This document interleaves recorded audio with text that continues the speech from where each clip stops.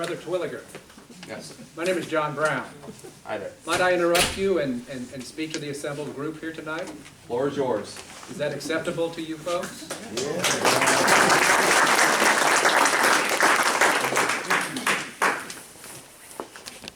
You may have an opinion of me. You may think you know who John Brown is or was.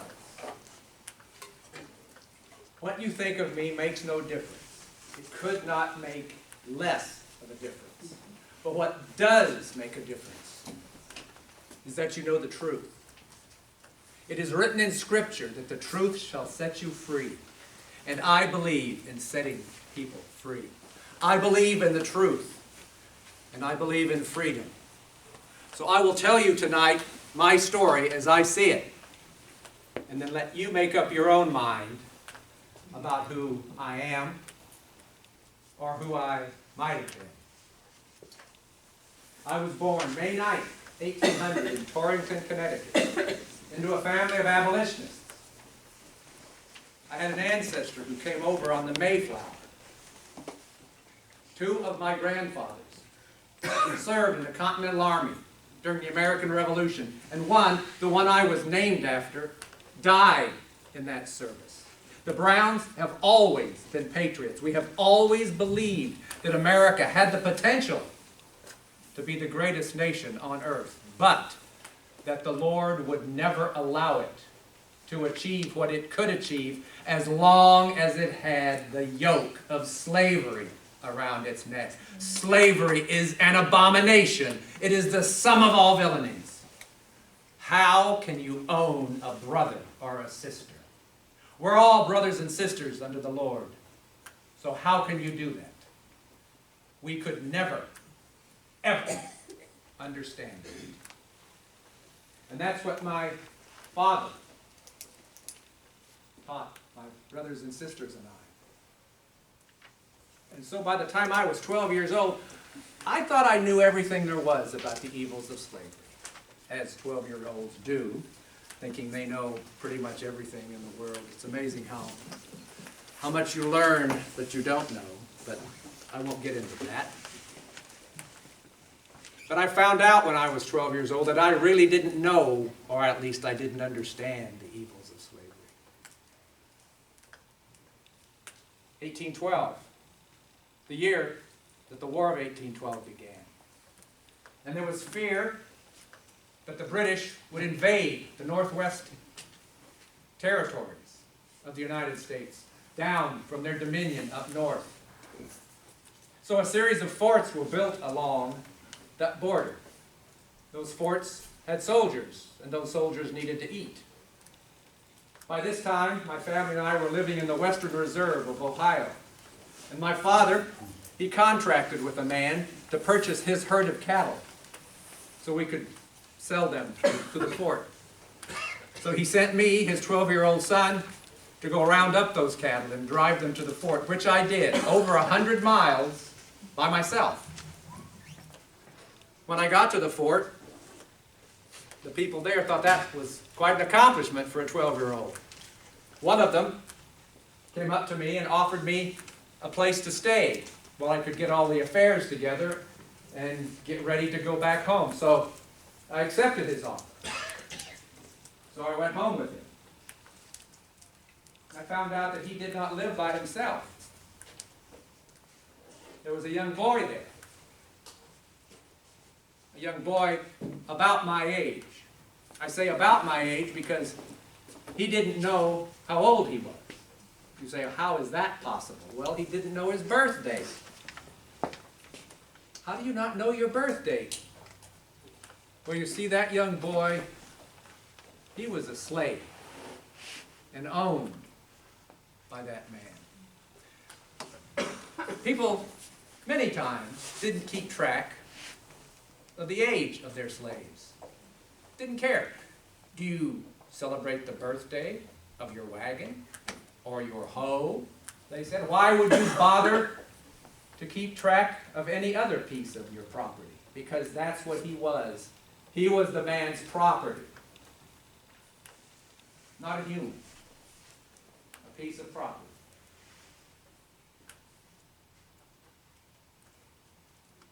The night before I was to leave, to go back home, the man had a party. I guess to show me off and send me on my way. Unfortunately, there was a lot of alcohol drunk. I don't know if that's the reason or not for what happened later, but after the party, after everybody else had left, that man became enraged with my friend, because you see, I'd made friends with that young boy. Because I had treated him as my equal, which he was, and he wasn't used to that. So we were friends in a very short time period. And that man walked over to the fireplace and picked up the metal coal shovel and strode over to my new friend and began beating him with it. Beating him, bloody, right in front of my eyes.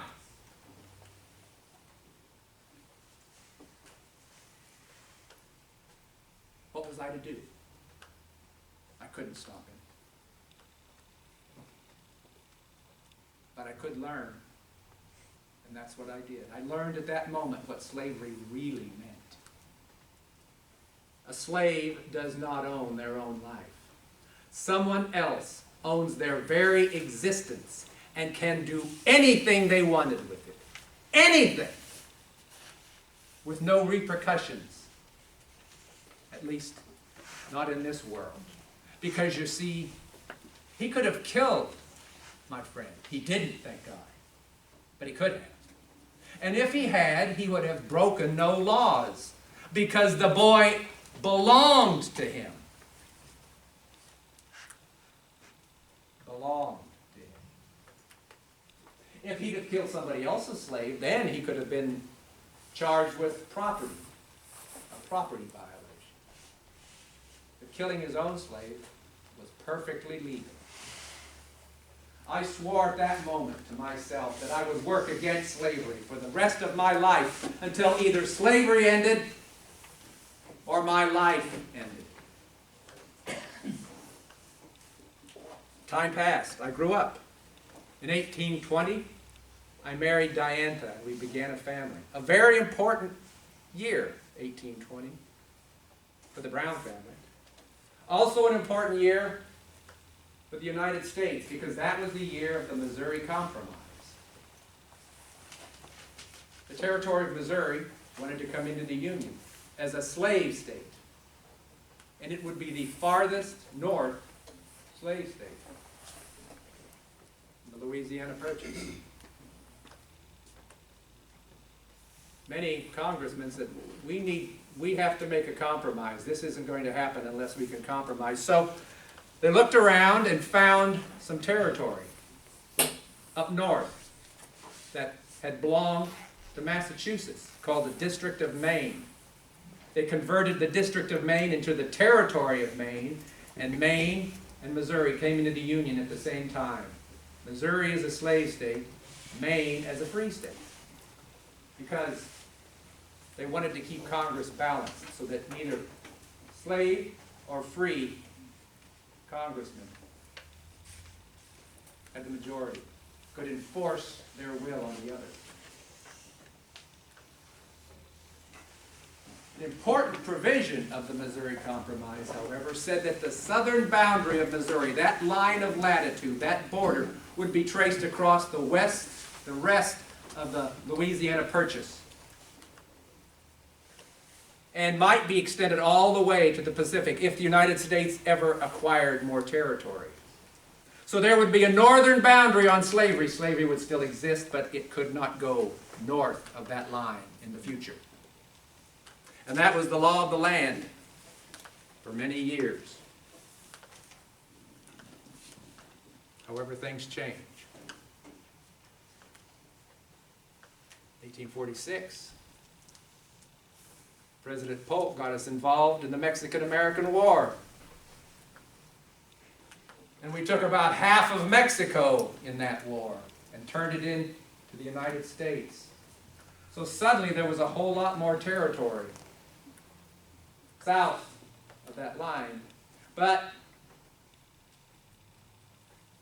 apparently the Southerners pro-slavers weren't really satisfied with that, but they put up with it for a while, but not very long. See, 2 years later, California, which had been part of Mexico, wanted to come into the Union. Originally, there was talk about dividing California, splitting it in the middle. Northern California would be a free state. Southern California would be a slave state. But California said, no, we're not coming in as two states. We're coming in as one state. And it will be a free state. Well, there was no corresponding slave territory to make into a slave state. So there had to be another compromise, and that was called the Compromise of 1850. One of the provisions of that compromise was the Fugitive Slave Act of 1850. There had always been a Fugitive Slave Act. The first one was 1793 to say how escaped slaves should be returned to their masters once they're captured. Well, it wasn't as strong as the Southerners wanted. Several northern states declared that they had the right to decide who was a citizen of their state.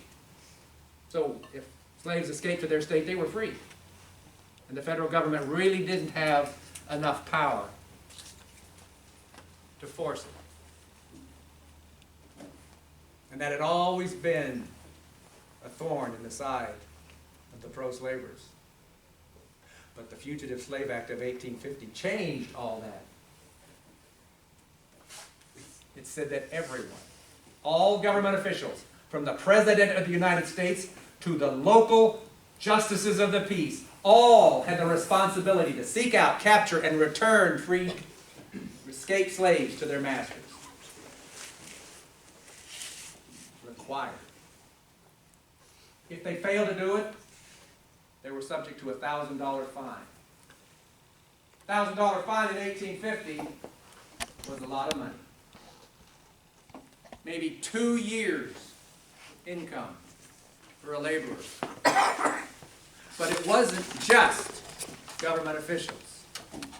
If you, or you, or you, or anyone aided an escaped slave in any way, you would be subject to arrest and imprisonment in a federal penitentiary for 6 months to a year at hard labor, and a $1,000 fine for each slave. Imagine you're a station master on the Underground Railroad, and you're captured with 3 escaped slaves hiding in your barn. Figure what that meant. But those brave men and women continued to do what they did because they knew it was right.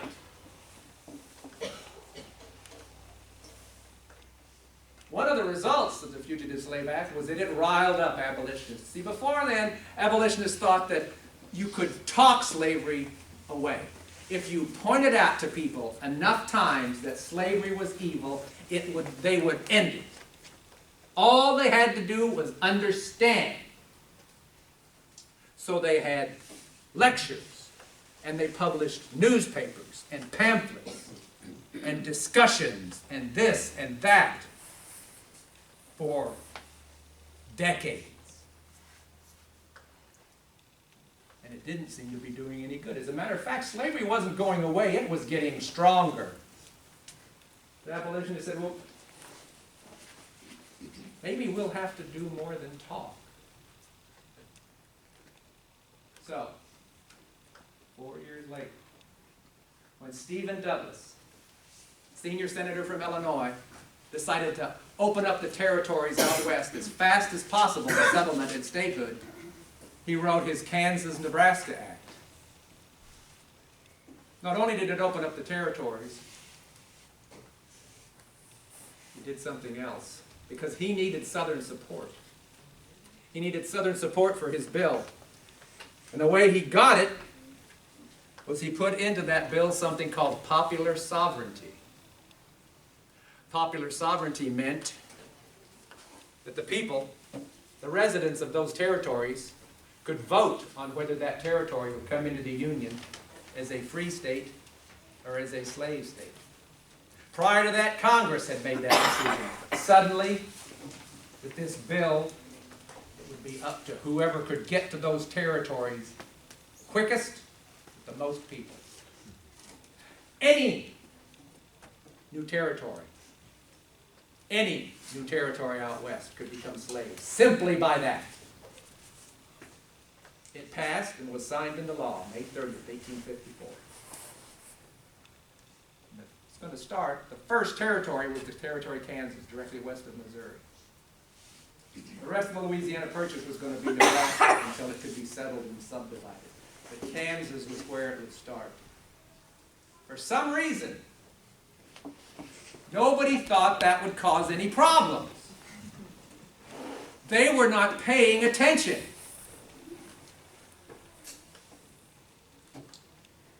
Prior to the signing, abolitionists and other free state men back east realized that this was probably going to happen, so they organized societies to send men and supplies out to Kansas when it happened, to settle and to vote at the time needed for Kansas to be free. One of them was the New England Immigrant Aid Company. And after the bill was signed, they organized and started sending men out here. They founded Lawrence, several other towns.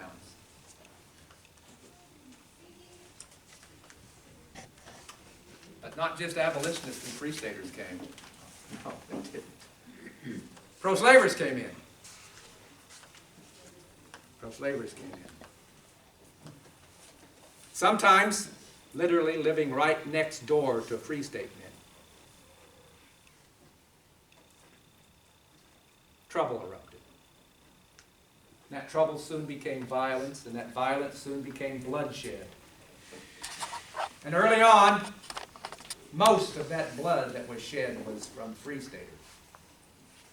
Now, not all free staters were abolitionists. Many didn't want slaves because they didn't want black folks. They said, why would we want black folks here? No, we'll get rid of slavery because it's an abomination, it's evil. But once we do, we're going to send them all back to Africa or wherever else we can send them to get them out of here, because this is a white man's country. We're getting rid of those damn Indians. Why should we keep any other inferiors around here? That was many free state men, many abolitionists. So when we told them that we were the kind of abolitionists that believed all men and all women were brothers and sisters, and that when our black brothers and sisters were freed from their bondage, they would join us in this nation as free and equal citizens with full voting rights, well, people kind of looked at the Browns as if we might be a little odd.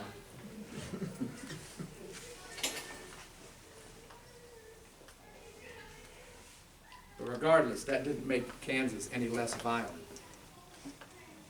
5 of those free state men who came out to Kansas were my sons. And they believed, just like all the Browns believed, in the unity of human beings. And they told everybody what they believed. They hadn't gotten here very long before the first territorial election to choose a territorial legislature. March 30th, 55. Thousands of Missourians poured over the border that day, took over polling stations, and voted. They said, Governor of Kansas, territorial governor, had said, you don't have to live in Kansas, all you have to do is have a claim here. So they would come that day and they'd scratch out a few square feet underneath where they were standing and say, this is my claim, I'm voting. And as I said, they did. Many times not letting the free state men who actually had claims in the area vote. And many of them weren't satisfied with voting once. They'd go to another polling place, scratch out another claim, and vote again. By the end of that day, all the ballots were secured, and when they were counted, out of approximately 2,700 actual legal residents, nearly 6,000 votes were cast. Free staters complained. The government made some noises about doing something, but eventually did nothing and allowed that bogus legislature to form. And that bogus pro-slavery legislature began enacting laws to make Kansas a slave territory and state. They took the Missouri Constitution and scratched out Missouri everywhere they could find it and put it in Kansas. Missouri had slavery, so they were going to have Kansas to have slavery. They enacted a law that said you could not print in your newspaper that Kansas should not be a slave state. Did you hear what I said? You could not print in your newspaper your opinion.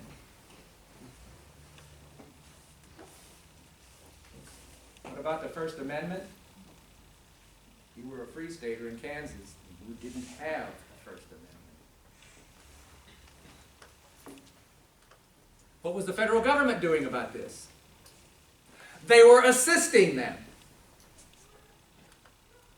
The president, Pierce, and then Buchanan, they wanted to help Kansas, help the pro-slavery men to make Kansas slave, because they were afraid if they didn't get Kansas as a slave state, that the South would secede, because they always threatened to secede, no matter any time the question of slavery came up.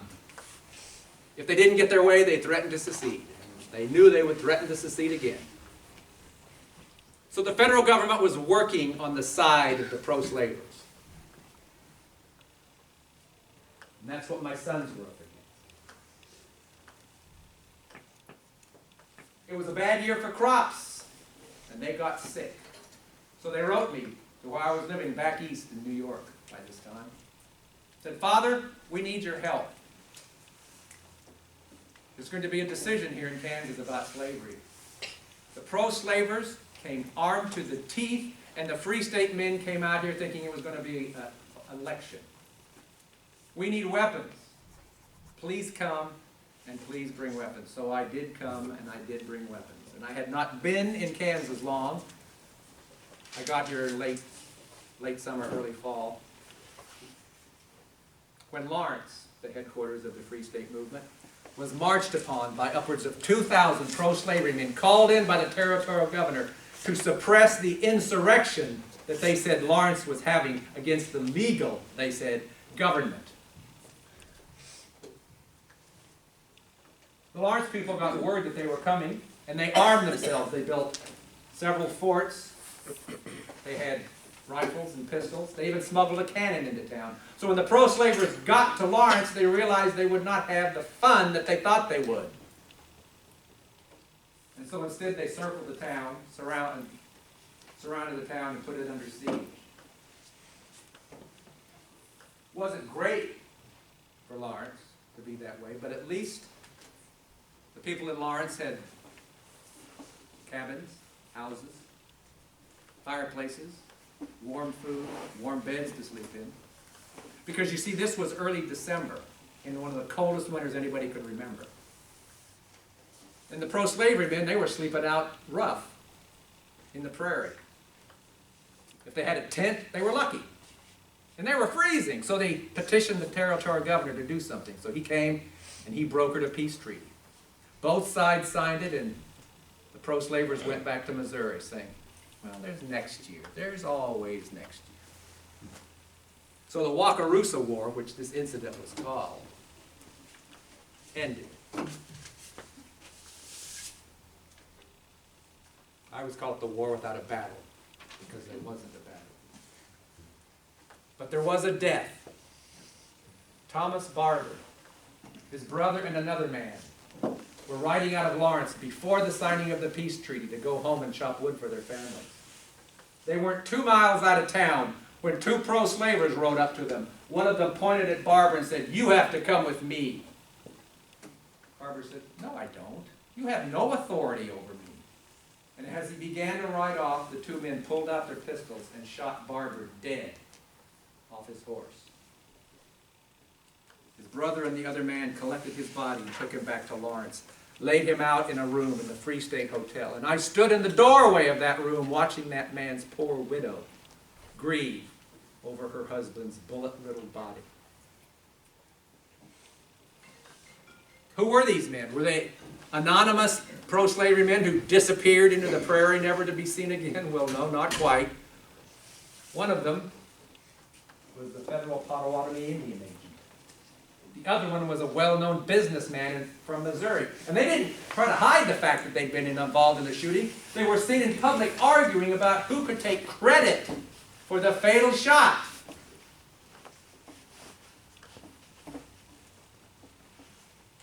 What happened to these men? Were they arrested and put on trial? No. Did anything happen to them? No. Nothing happened to them. Well, the Indian agent eventually lost his job, but not because of shooting barbers, because of other things he was doing. Barber was never had never had justice. In January of '56, a Free State man from Leavenworth, his name was Brown, no relation to me, got involved with an incident with pro-slavery men. He was captured. And while he was tied up, one of those pro-slavery men took his hatchet and went after Mr. Brown and hacked him to death with it. Dumped his body for his wife to have to deal with. Did anything happen to the man with the hatchet? What do you think? Nothing. Nothing! It was pretty obvious to the Free State men that there was open season on them.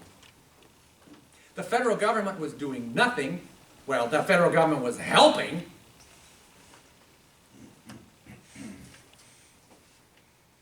What were we to do? Free State men were being cut down, threatened. What could you do? Well, you could do one of two things. We had two choices. Pack our bags and go back home and let Kansas become a slave state where thousands more of our black brothers and sisters would go to bondage. Or we could stay and we could fight, and that's what we decided to do.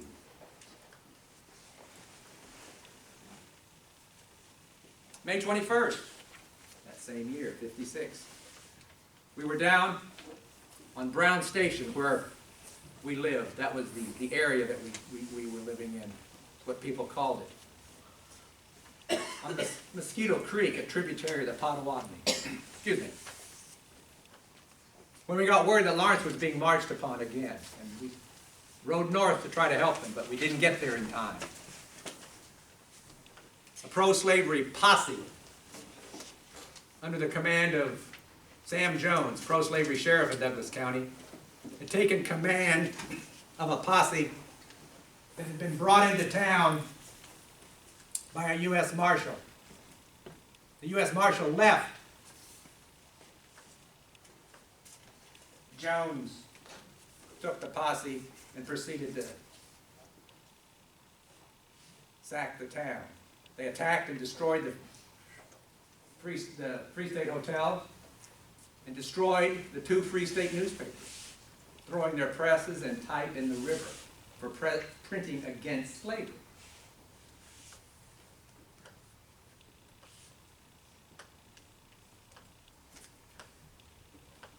There was nothing we could do for Lawrence, so we went back to Brown Station.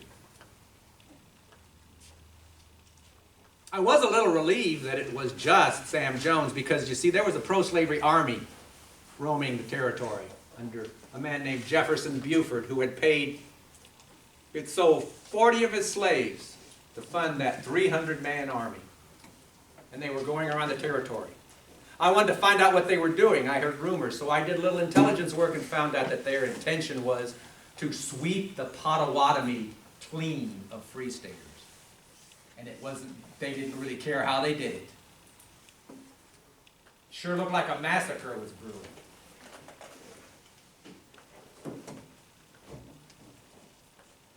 A massacre is brewing. There's a pro-slavery army roaming around threatening the lives of people. Free State men are dying. Towns are being burned, and the government's doing it.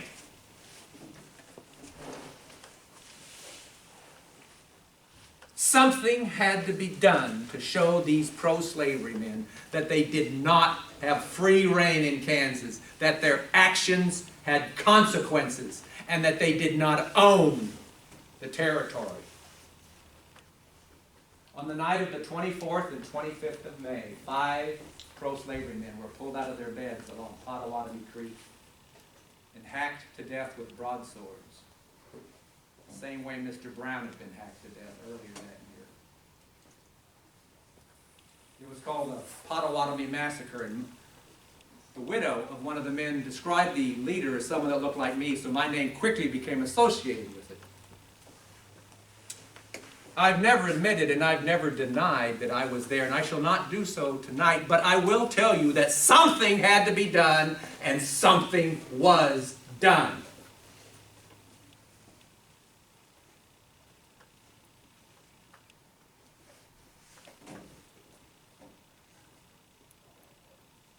Buford's army broke up about that same time. Whether or not it was because of Potawatomi, I like to think that it was.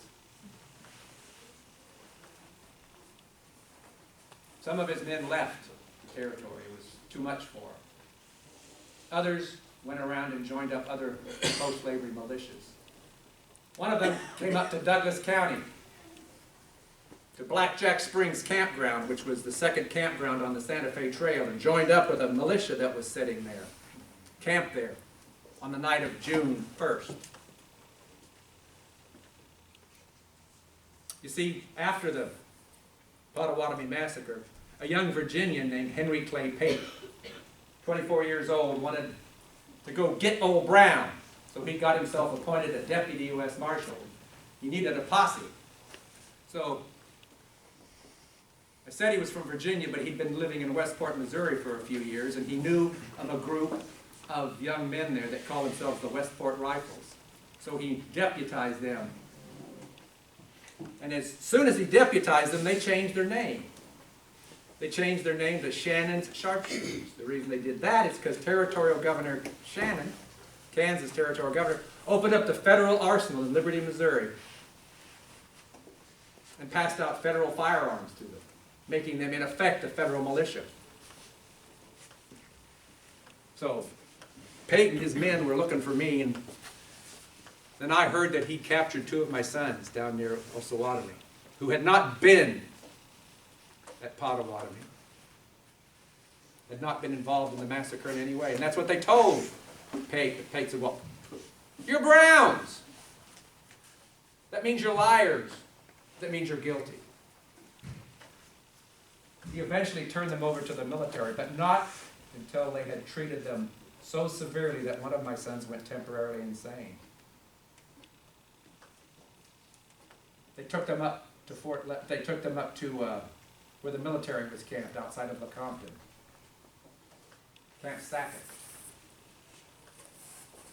To get them up there, they tie them behind the wagon and then just take the wagon off. And if they couldn't keep up with the horses, they were drugged. That's how they were treated, because they were my sons. I did not hear. I heard that Pate had my sons. I did not hear that he had turned them over to the military. So I was looking for Pate to stop him from marauding around the territory, which is what he was doing, trying to drive Free Staters out. And I wanted to get my sons back. So I was looking for him as hard as he was looking for me. We were sort of circling each other. And then on June 1st, he camped at Blackjack Springs Campground. Sent 5 of his men. Men is a stretch, perhaps. They were young men, old boys. 19, maybe 20. I was Old Brown because I was 56 years old. Twice the age of nearly everybody else out here. He sent 5 of his boys over to Prairie City, 3 miles west of Blackjack Springs, Free State settlement on the Santa Fe Trail. Sunday morning, what possibly could go wrong, they thought. So they walked into town just ready to do what they'd been doing, taking whatever they wanted to from Free Staters. When the town was full of people. They didn't realize that one of the two churches in town was having a revival that day. And all those people in a free state town were probably free staters. So they got concerned really quickly about they might be in trouble. And then they realized they were in trouble when about 25 armed men poured out of one of the churches and came right at them. And they turned and they tried to get out of town. 2 of them made it, and 3 of them did not. Those 25 men that poured out of the church, the total of 2 militias, one led by Sam Shore, one led by me. And Sam and I set those boys down and we questioned them. Said, "Who are you? What are you doing here? Where are you from?" One of them stood up and said, "We're with Captain Henry Clay Pate sharpshooters over at Blackjack Springs Campground, and we have a fortified position over there, and if you come over, you'll be in trouble." Regardless, some of the young men in our group, they wanted to go and catch those ones that had escaped and attack Pate right then, and I said, no. No. I've studied military doctrine, and it says you do not attack a fortified position like they have over there unless you have at least 2-to-1 superiority. And from what I hear, they at least equal us, or they may have more men than we do. If we go over there now, we'll get massacred. No, we'll wait till they're not expecting us. So that's what we did. Sam and I sat down, decided what we were going to do the rest of the day, waited for dark, and we began moving those 3 miles between Blackjack Springs, or between Prairie City and Blackjack Springs. I wanted to get there before first light, surround his camp, and as soon as you could see, strike, take them.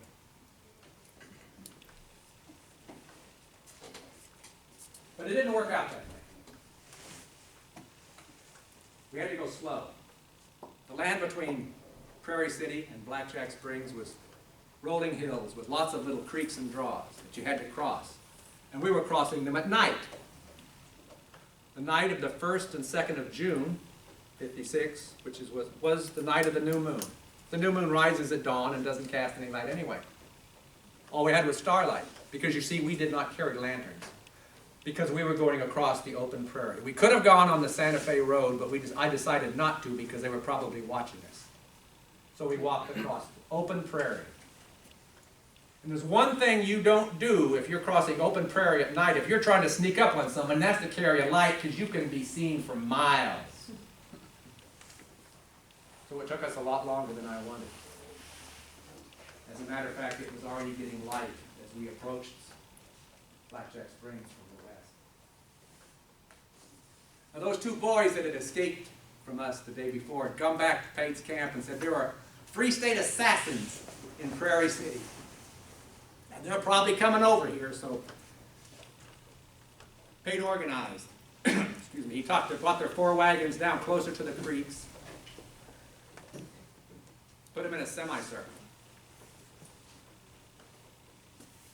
put his men to bed. He put sentries, which we call pickets, out on the western high ground, and everybody else went to sleep. So as we were approaching that next morning, one of those pickets saw one of our men and fired, and that was the signal. They fell back, and the Battle of Blackjack began. Shore's men were to the north. We were to the south. His men came up over the crest of the hill first and were marching on Pate's men. Pate's men saw them coming. As soon as they were in range, they began firing at Shore's men. So much heavy fire that they drove them eventually back over the crest of the hill. They thought they'd won. They started cheering, but they were premature, because while they were distracted with Shore's men, my men were able to come down and get into the creek just opposite Pate's camp. You see, the creeks there form a capital Y. Pate was on the left arm of the Y, and we were on the right arm of the Y when we got down the creek. And he didn't see us there, and we were very close. So as soon as they started cheering, we opened up on them, and Pate quickly found out that his wooden wagons didn't stop bullets.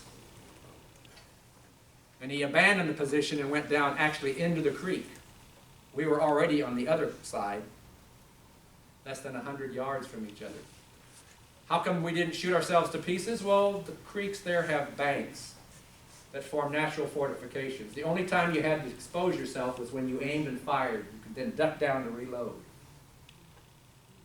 That's what Pate's men did. They fired, they ducked down, they reloaded, they came right back up and fired. I told my men, once you fire and duck down to reload, don't you come back up in the same place.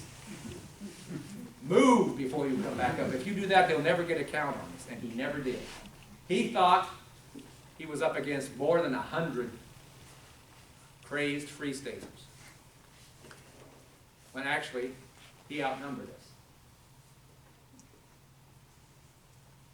But he fought a defensive battle because he thought he had to. I fought a defensive battle because I knew I had to. So we fought for about 3 hours across that open area.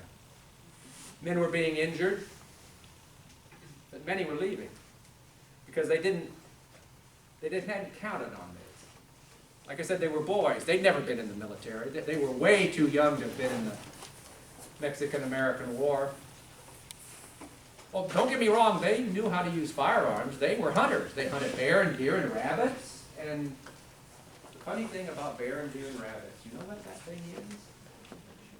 They don't shoot back. And the prey that day was shooting back. So quite a few left, including Sam Shore. Sam comes up to me and says, "John, I'm powerful hungry. I'm going to go find some breakfast." He disappeared.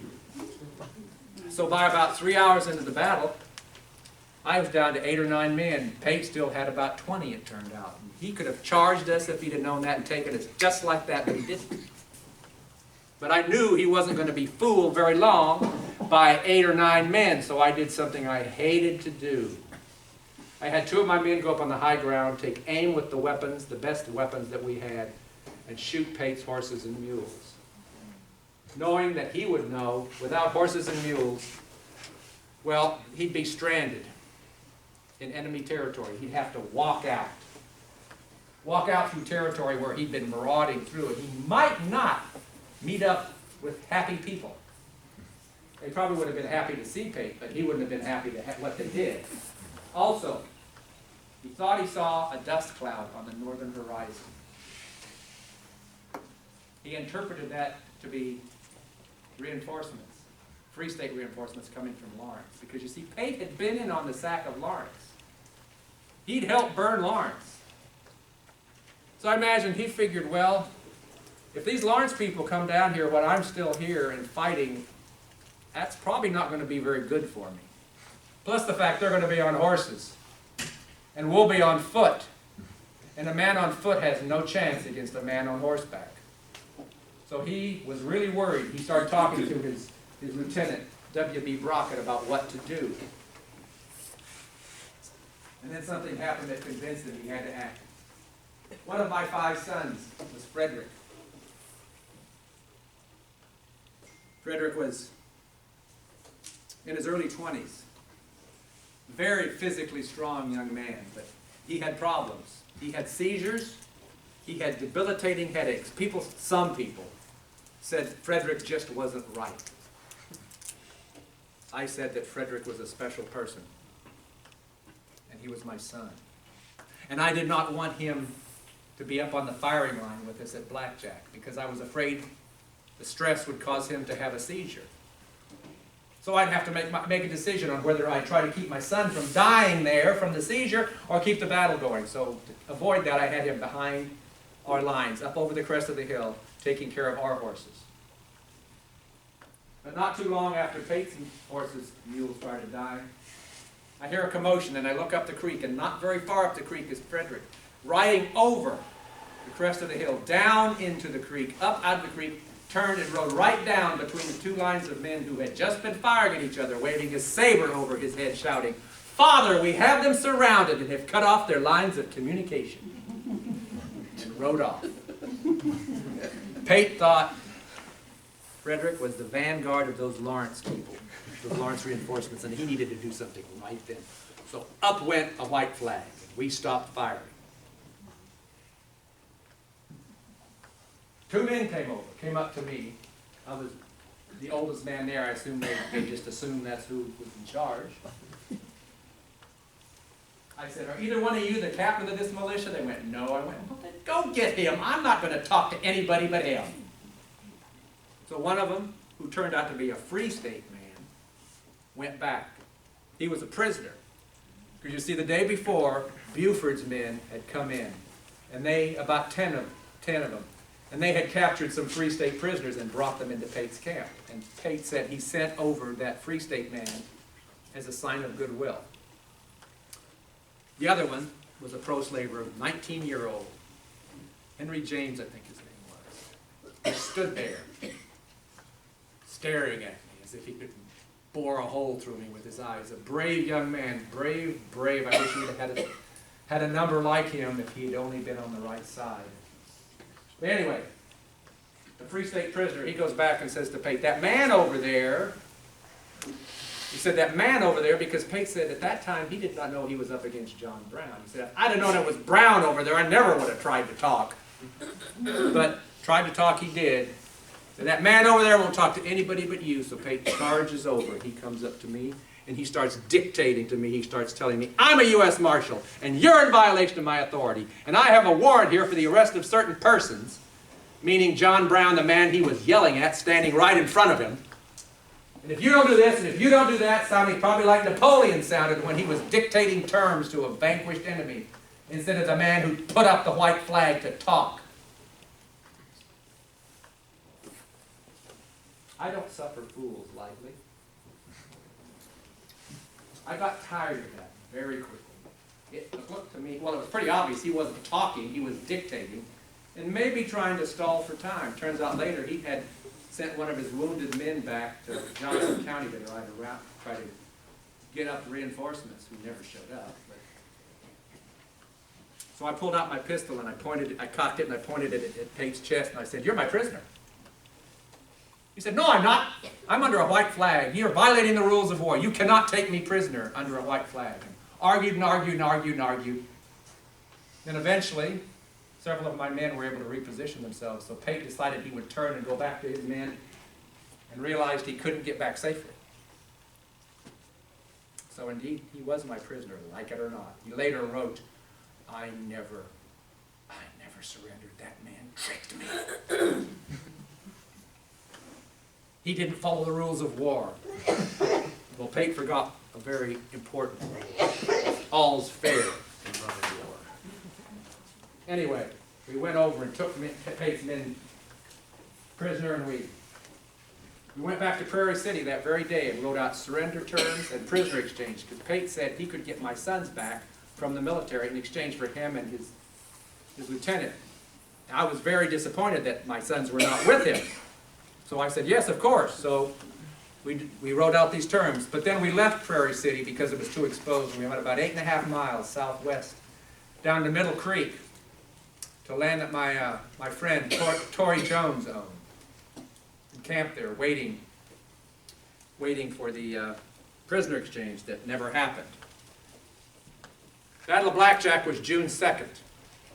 On June 5th, a troop of dragoons came down from Fort Leavenworth under command of Colonel Edwin Sumner with orders to force me to release Pate and to disband our militias. I argued with Sumner. I said, we have terms here. We have documents. We've negotiated. He said, none of them are legal. You didn't have the right to take these men prisoner. Release them! What could I do? I said, yes, we will. And we released Pate. Pate immediately came up to Sumner and stuck his papers in his face and said, you have to help me arrest this man. And Sumner said, no, I don't. I'm military, you're civil. You do it. Pate said, well, actually, I tried. I didn't get a chance. I couldn't actually. But he really wasn't truthful. Sumner could have arrested me, but he didn't. Why didn't he? Possibly because he liked his cousin. His cousin was Charles Sumner, Massachusetts senator, who had been beaten nearly to death on the Senate floor about the same time that Lawrence had been sacked, because he was speaking out against what was happening in Kansas. So I'm sure that maybe Colonel Sumner wasn't too happy with pro-slavers at that time.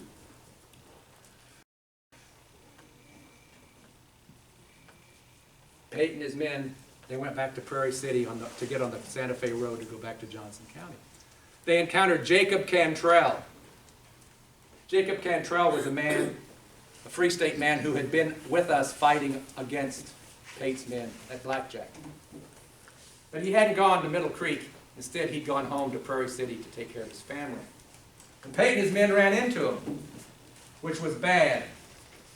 Because you see, Jacob was a Missourian, a Free State Missourian, who had been neighbors to most of Pate's men. And they said, "You are a traitor to Missouri."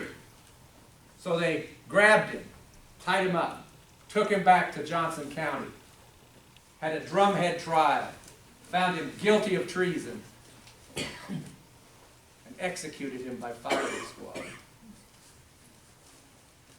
Those were the kind of men we were up against. And John Brown was bloodthirsty.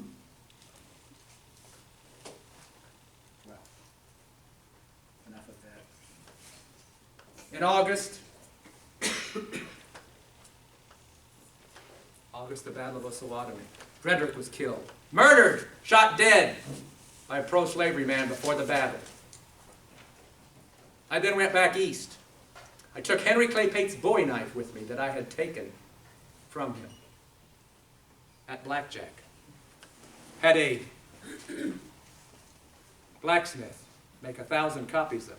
He said, "Why do you need those pikes?" I said, "Well, I'm going to take them and arm the settlers in Kansas." But that wasn't true.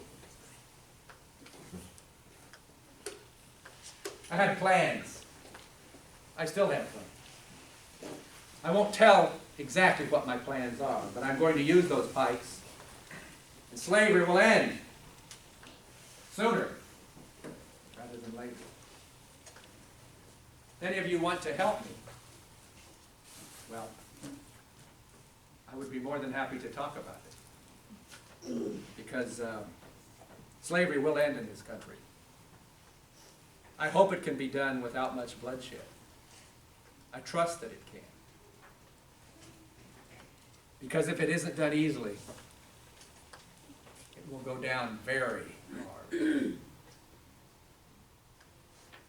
Thank you for listening.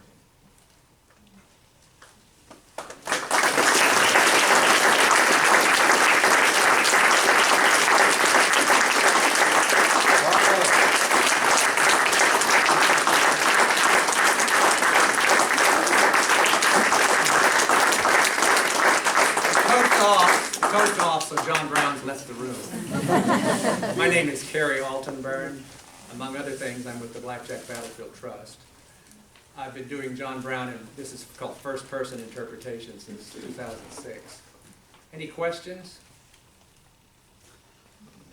None? I couldn't have done that good. You're just tired of listening. Want to go home? I'd like to thank you. Very educational. I appreciate it very much. Thank you. Taking the time to come to Eudora. Yeah. Well, I'm a member of the group here. Yeah, I grew up, well, my family's from Douglas County. My dad went to Eudora High School. I didn't, I went to Lawrence High because of the boundaries. Yes? How many of the sons were killed in the end? Killed 3. Frederick was killed just before the Battle of Osawatomie. And Oliver and Watson were killed at Harper's Ferry in the engine house. How long did it take you to get all of the historical accurate information together? Oh, I don't know. I mean, I just started. I read and started, and I acquire as I go along. So some of the stuff I said early on probably isn't true anymore.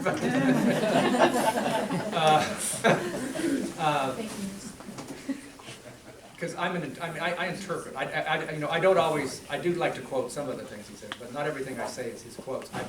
I think I'm doing what he would have possibly done. Because first off, you can't interpret somebody. You can't reenact somebody that you've never seen. And there are no recordings of John Brown. We don't know what he acted like. We don't know what his voice was like. So you can't be a reenactor of someone that you can't enact. So I'm an interpreter. Yes. Do you think you were more rational and he was a little more rabid? John Brown was, I mean, people say, he was a zealot. I don't know what that means exactly.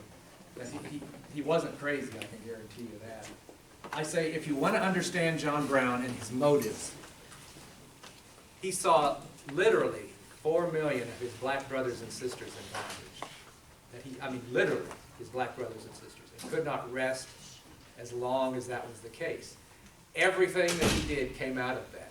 Once you understand that, everything he did makes sense, because that's what it was. His black brothers and sisters were in bondage for nothing other than the fact that they were black. And that was unacceptable to him. So, was he rabid? Was he a zealot? Well, would you be if your siblings were imprisoned by someone for no good reason? Probably. So that's, you understand that, you understand John Brown, at least his face motives.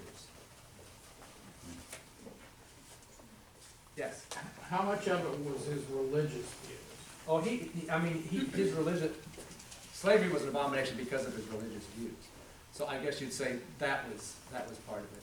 And he might, there's various people that say various things about John Brown, but he was a Calvinist and believed that God had a plan for you, and that perhaps you didn't even have a say in that. You just had to follow through on God's plan, and if you didn't, you had trouble. And so that was, but he believed that God, well, some people think that he believed God intended him on a special mission to end slavery because of things that had happened to him, and because a lot of things happened to him that made it seem like, the only time he was ever injured in battle was in the engine house at Harper's Ferry. He missed being injured so many times. Sometimes people start thinking, well, maybe God does have a plan for me. If that didn't kill me, or even injure me, go ahead. So, yes, religion did have a big effect on his life. Yes. So what finally happened through the Compton slave legislature that Kansas became a free state? Well, eventually, what am I trying to say? Immigration in Kansas was mostly free staters. And so eventually, by the 1857, for the second election, there was no question about who was going to win. And so it became a free state legislature, or free territory legislature, free state. And so it just worked its way. The pro-slavery men slowly gave up because they were outnumbered. But Kansas would not have been a state when it was, because John Brown did the Harper's Ferry raid, which had a major impact on the beginning of the Civil War. Once the Harper's Ferry raid occurred, Southerners thought all Northerners were abolitionists and were out to end slavery, so they didn't trust anybody. Lincoln gets elected, and they figured, we're out of here. He's going to end slavery, not on our watch. So they began seceding. There had been a bill in Congress for a year, I think, to bring Kansas into the Union as a free state, and it had gone nowhere because the pro-slavery people wouldn't vote for it. Well, they started leaving. After one state after another seceded, they left. They were no longer Congress people, so they left Washington. And eventually, the Free Staters were in the majority in Congress, and they voted to have Kansas be a state. And that's why Kansas Day is the 29th of January of 1861. It might have been years. It might never have happened. When people don't agree in Congress, sometimes things don't happen. I know that's news to you. So, anyway, yes. Did he have daughters also? Oh, yeah. And what about his wife? Where was she from all this? Well, he had 2 wives, actually. Okay. Yeah, I didn't say that, but yeah, he lost his first wife in 1832. and married Mary. And he had 20 children during his lifetime, but barely half of them lived to be adults. I like to say sometimes it was a hard life back then, and it was especially hard for abolitionists. I mean Browns, because they told everybody they were abolitionists. And the weird kind of abolitionists that actually believed blacks and whites were equals. Made it hard for him. But yeah, his daughters, actually one of his daughters was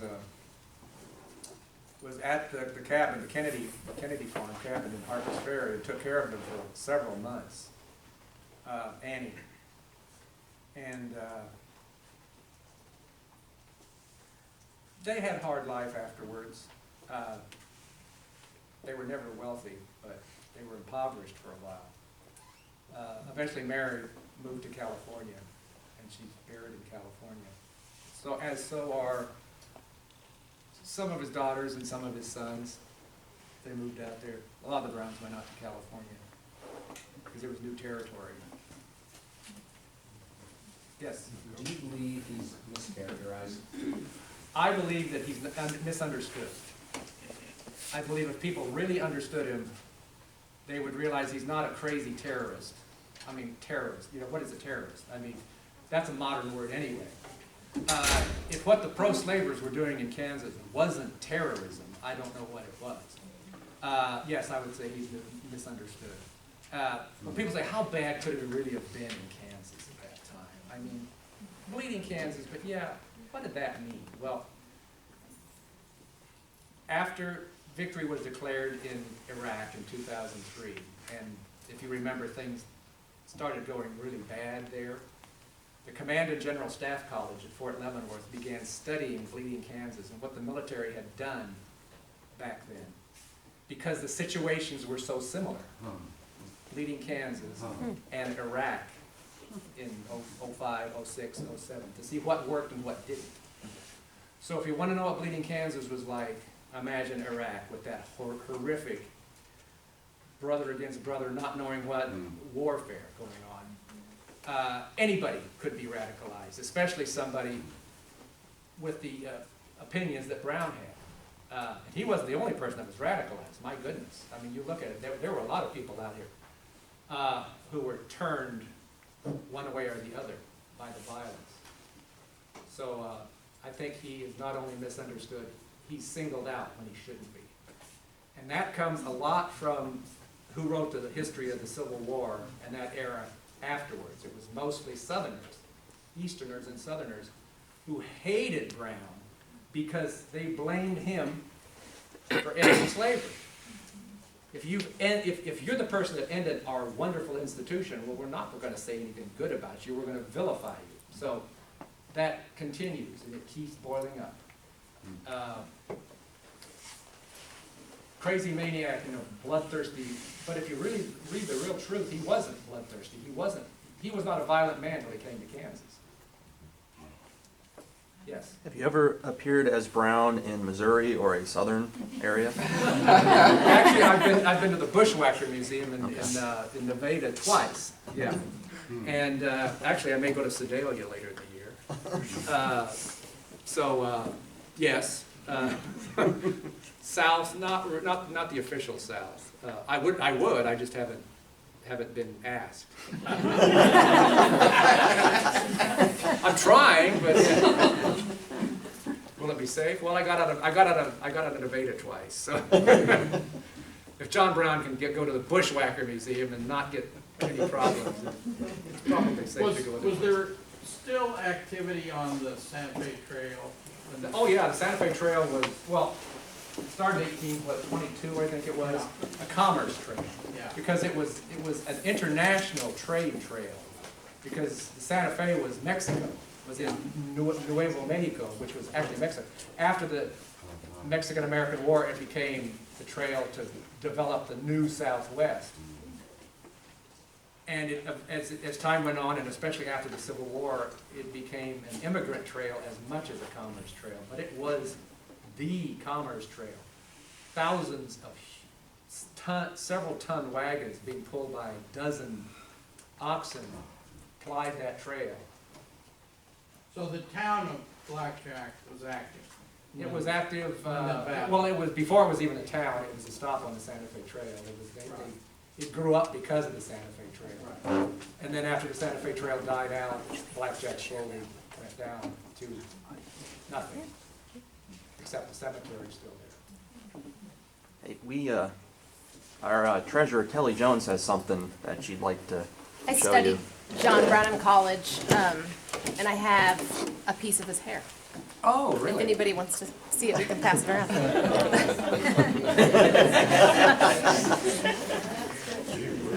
It's really hard to see, but I swear it's there.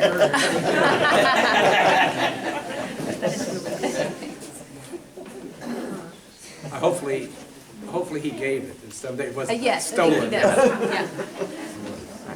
Well, thank you, Kerry. That was very good. Yeah, great. If you folks have never been out to the Blackjack Battlefield Nature Park, you should go out. It's a wonderful place. The brochures over there brought John Brown in Kansas, Freedom's Frontier National Heritage, and we probably talked about that before. And our brochure, our walking tour brochure for the battlefield. So we have nature park too, we have nature trails, dawn to dusk year round.